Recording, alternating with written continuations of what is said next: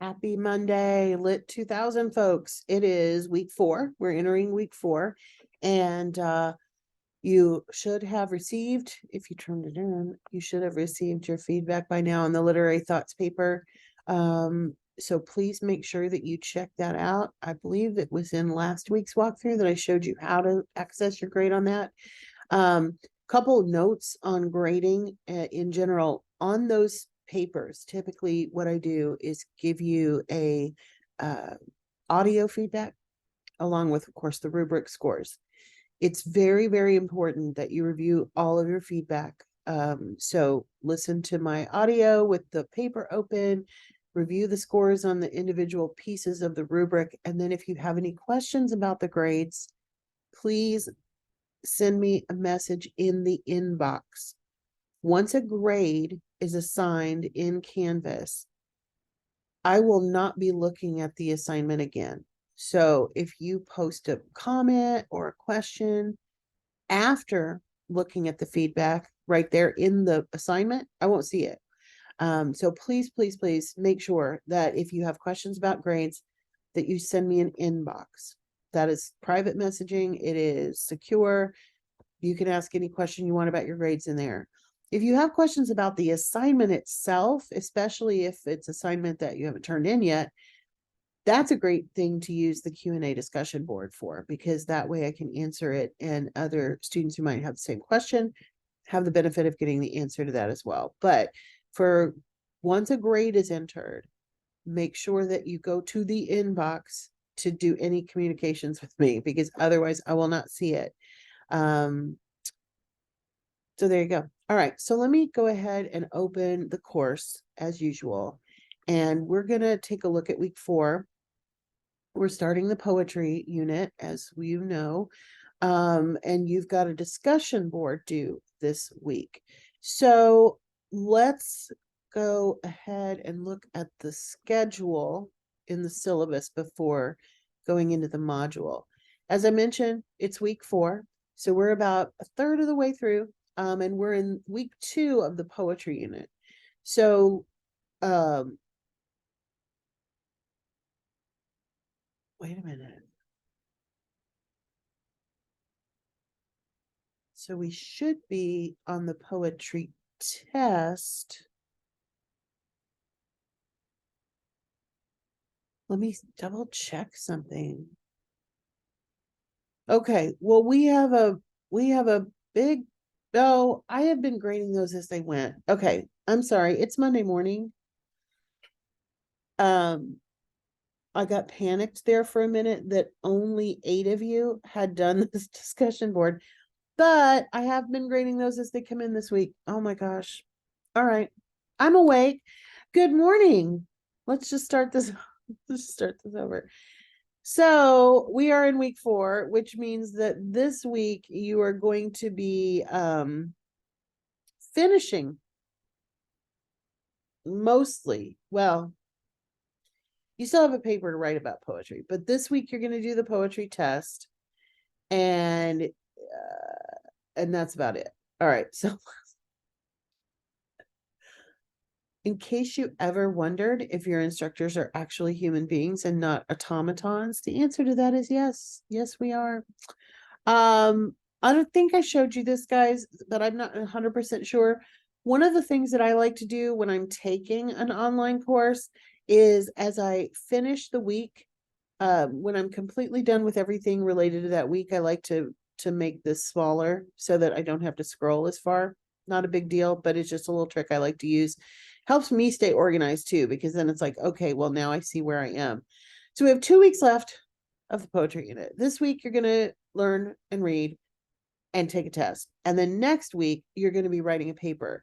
So it's a good idea to be thinking about which poem you want to focus on in your paper. You will have another set of poems to read for next week, but you may want to choose something for the paper from the first or the second week of poetry so that you can go ahead and be doing some research and whatnot. But let's take it one step at a time. All right, so let's talk about Unit 4, Week 4. Our objectives this week, of course, we are still reading poetry and analyzing them because we're reading them.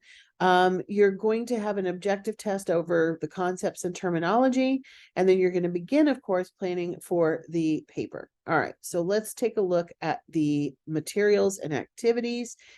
As I mentioned last week, they're just in the order that they're in the LibGuide. So you have the next set of poets, Whitman through Kofer. Those are your poets this week in the LibGuide in that order. And then you have, oh, I don't know why that's not a link. Oh my gosh.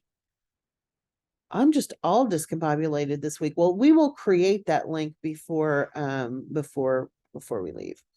You have some videos to help with this that are specific to some of the poets that you're reading. We've got a couple, one on Walt Whitman's Leaves of Grass, which of course is the first one. Whitman and Dickinson, who are both included in this week, are together considered the founders of modern American poetry.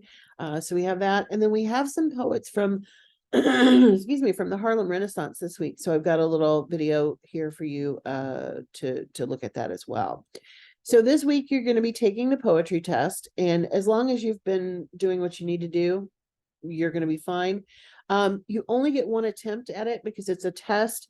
So take your time with it, like carve out some time so that you don't have to scramble. And please make sure you answer every question. Sometimes I get blanks and I'm just like, I don't know why there's a blank here. So then we have the poetry paper. So the poetry paper isn't due until next week, but I have an introduction here to the assignment and I talk about how to get started on it.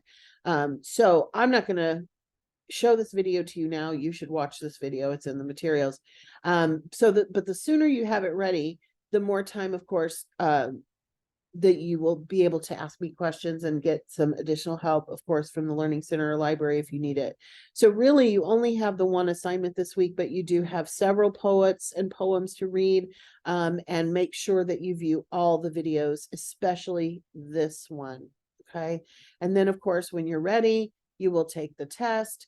As I said, it is, it's 13 questions, it's 25 points.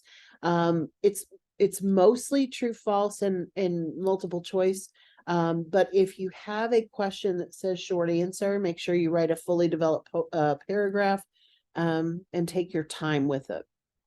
You can stop and start to look things up or whatever, but I wouldn't close out the window. I would just open another browser window if you needed to look something up. But there you go. So that's the test.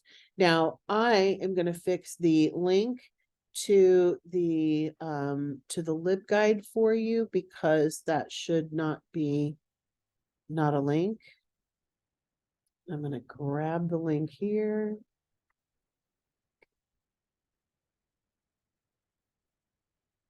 It's still going to take you just directly to the poetry page, just like it did last week. But then you can scroll down to Whitman. That's where you'll start this week. And like I said, you'll go through all of them and end with Julia Ortiz Kofer. That will be the last person in that section. So I'm going to fix this while you watch me so that you know that I did it.